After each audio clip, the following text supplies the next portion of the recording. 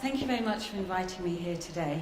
As Wilfred said, I'm actually an architect and more recently an academic architect. What I'm going to be talking about today is very much the result of a long-standing collaboration with Professor Christoph Holscher, who sends his apologies for not being able to be here in person today.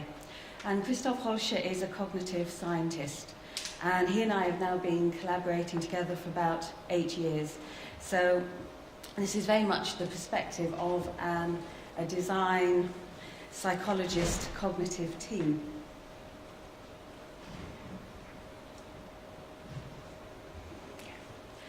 What I'd like to start with is one of the buildings that Christoph and I have been studying recently is Seattle Public Library.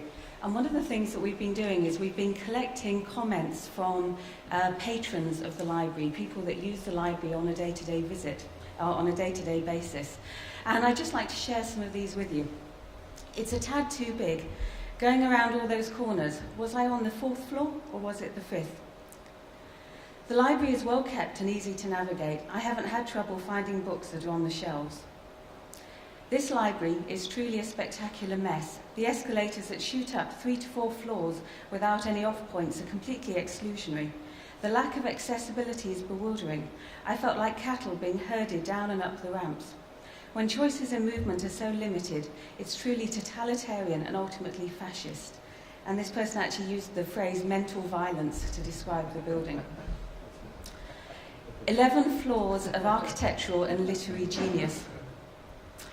I've never used the word badass to describe a library. Here I go, badass.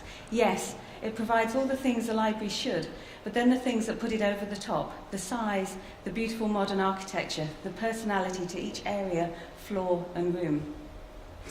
I found the ever-narrowing floating escalators to be frightening and left the building as soon as I could figure out how to get out, hoping I wouldn't have an anxiety attack first.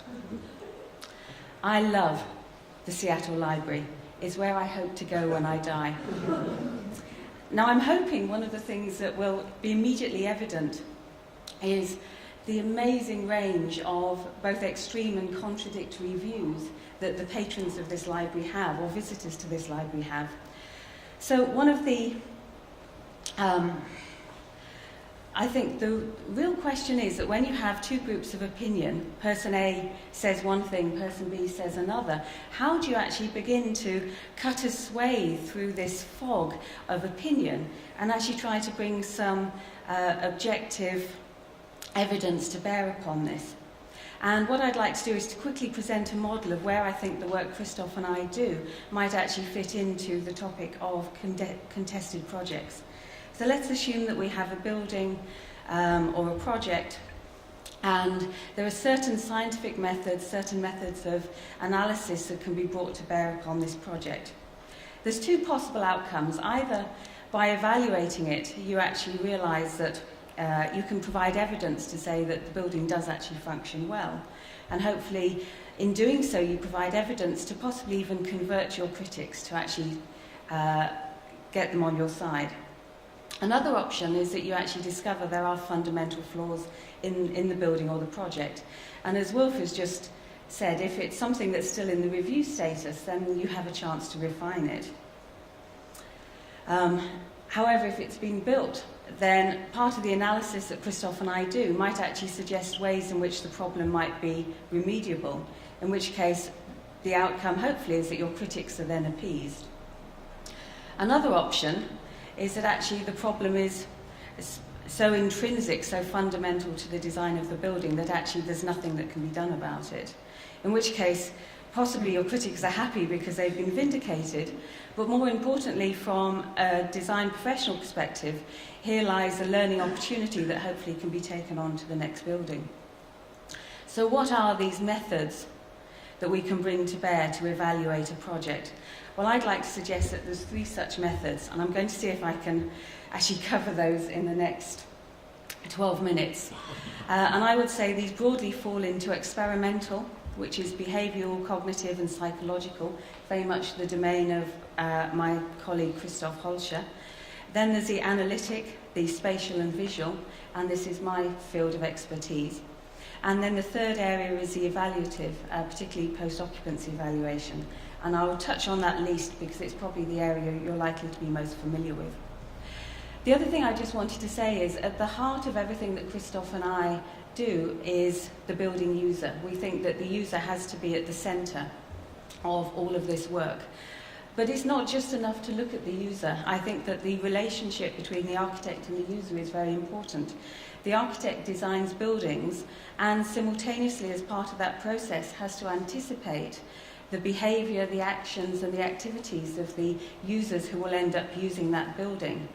And that often many of the problems arise because there's a mismatch between what the architect thinks the user will do and what the user actually ends up doing. And therefore, in all our work, it's important not only to look at the user, but actually to understand the designer's conception of the user. So the first of these categories is experimental. And I just wanted to run through for each of these what tools are available and what can actually be measured. So the kind of tools that we would bring to bear if we were analysing a project or a building is a range of behavioural experiments. I will very briefly show you an example of a wayfinding experiment that we've conducted on Seattle Public Library. We use eye tracking methods to look at people's visual attention. We do a lot of real-world observations, questionnaires. It's possible to use virtual reality simulations if a project actually hasn't been built in the real world yet. All of the kinds of experiments that we can conduct in the real world can actually be done now in virtual simulations of yet-to-be-realised projects. We can actually set building users tasks to perform and actually get them to talk about what's going through their minds while they're performing these tasks. This is known as thinking aloud protocols. Card sorting tasks. I wish I had time to go through all these in detail. We do a lot of work with using video recording, tracking people moving around buildings, and getting people to draw sketch maps. And what can be measured? Well, we can certainly look at how people start to learn layouts of buildings, of neighbourhoods, how their cognitive map develops. We can look at where people get lost in buildings and what the sources of these kind of errors are, what people's expectations of a building or a neighbourhood are, and what affordances, the judgments people make about what's possible based on what they can see, their overall attitude, their aesthetic appraisal of a building, their well-being, locations of visual fixations, what people look at, and how they look around spaces, and particularly useful for things like efficacy of signage. And very quickly, Seattle Public Library building I mentioned we've been working on, this intrigued us because it was simultaneously a building that had won a lot of awards and yet was notorious for being problematic in terms of its wayfinding, even to the extent that the project architect himself has admitted that the wayfinding wasn't done perfectly. And Bruce Mall, who did the original signage system, commented, "It's not without heartbreaking irony that we acknowledge a near total lack of legibility." These are just some of the temporary signs that had to be put up. You must read that one in more detail sometime, it's hilarious.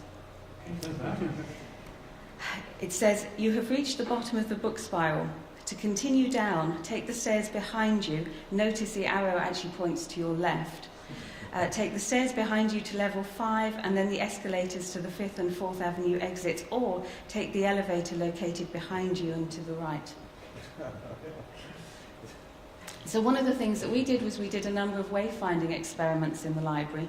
On the right are the 4 destinations, the tasks that we set. So we would say to somebody, find the children's restrooms, and these little routes on the diagram on the left show the routes that we would expect people to take. So we do very classic wayfinding experiments. We actually developed an iPad app in order to gather people's behavioural data as they move around. The little image on the right is how we used to do this. We used to just stand around with clipboards and make notes, and now we can use modern technology to gather more information about this.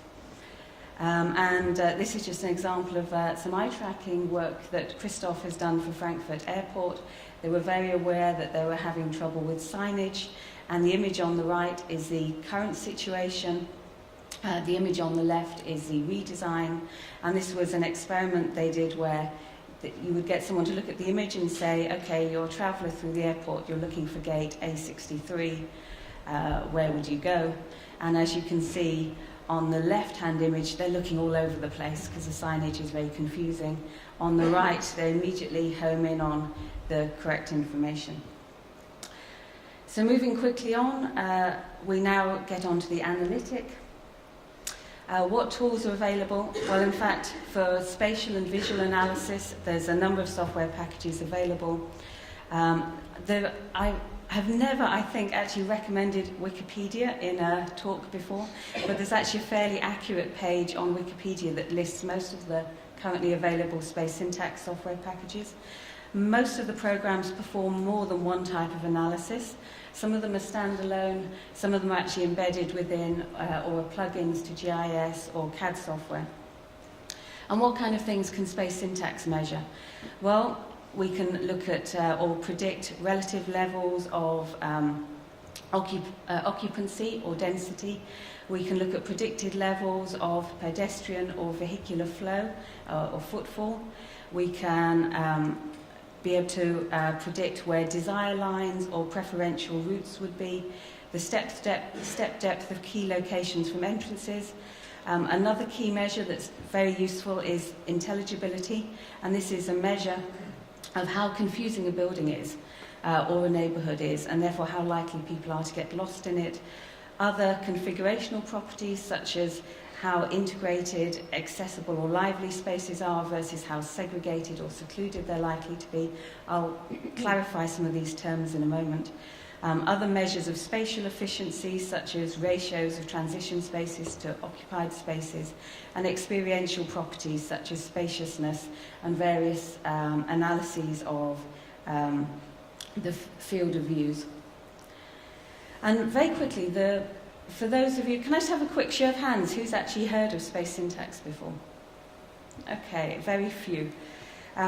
So I'll give you two basic ideas behind space syntax.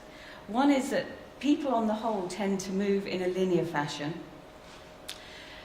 That if people are interacting together, they tend to be occupying the same convex space, and that people see changing visual fields as they move around. And therefore, the spatial primitives, the building blocks of all spatial analysis that we do in space syntax, consist of these three spatial units: the line of sight, the convex space, and the field of view, or the isovist. And then we basically look at how these combine into systems, and then measure properties of these units as part of a larger system. And we can, I don't think you can see that at all. This can be performed at a regional level. This is an axial map of central Boston. We can start to zoom in. I don't have time to really go through these, I apologise. We can start to look at views from certain locations. We can focus in on, this is Boston City Hall. But I'll pause on this slide because this is another key idea behind space syntax. I think this is the public areas on the second floor of Boston City Hall. And if you look at the red space here, each one of these dots represents a convex space, and the lines between them show how they're interconnected. If it's possible to move from one space to the other, we connect them. If you look at this red dot, and I'm just going to move this dot and rearrange the graph so that everything is ordered from that red space. And you'll see that if you were standing at that red dot, it's possible to go to any other space on that floor by only passing through 7 intermediate spaces. If we take another space on the same floor, this red dot at the bottom, and we rearrange the graph in the same way, you'll notice it looks completely different. So if you're standing at that location and you wanted to go to every other space within that floor, you'd have to pass through 11 other intermediate spaces. So another key idea behind space syntax is that the same spatial system looks different depending where you're situated in it. And we call the graph on the left, the space on the left, as being a location that's very integrated, and these tend to be locations that have a lot of through movement. They tend to be very lively, And locations like the one on the right are locations that we would term segregated. And I'm running out of time. Agent simulation is another tool. And the last one was evaluative. I don't need to go into a lot of detail about post-occupancy evaluation, but what I did want to say is I wanted to finish with this idea. What's happening to post-occupancy evaluation in the era of rising social networks? When Christoph and I were doing the study on Seattle Public Library, we became aware of a huge wealth of comments on websites such as this, Yelp. And they actually became quite useful for us in terms of guiding our studies. And what we decided to do is we decided to do a systematic review of all the information that was located in social media. And we managed to amass 500 reviews of the library, and we analysed them in different ways. So one of the things that we did was we did a content analysis. So you can see in this graph we looked at where people had come from. Were they local in the city of Seattle or Washington State? Were they out of state or were they international? And what kind of things were being discussed in social media? I also performed this for for Boston City Hall. I won't go through these now. I'll just leave those up for you. But the thought that I'd really like to leave you with is the potential. What I really like about the idea of using social media as a form of post-occupancy evaluation is that it's radically different from other forms of post-occupancy evaluation. For a start, it's unstructured. One of the problems with traditional post-occupancy evaluation, where you go in with a highly structured top-down questionnaire, is you only find answers for things that you're looking for. There's no potential to find out the things that you didn't even know to ask about. So post-occupancy, using social media as what we were calling POE 2.0, is that it's bottom-up, it's completely unsolicited, it's unstructured, so you never know what you may find. And it's ongoing. Our most amazing finding about analysing the feedback about Seattle Public Library was that the rate of posting comments on social media was absolutely constant. Over the last 7 years, it had neither peaked at the beginning nor had it declined. So it's potentially a way of getting constant feedback, unsolicited feedback about a building once it's in use. And I think from a design professional point of view, this is a source of information that is relatively untapped.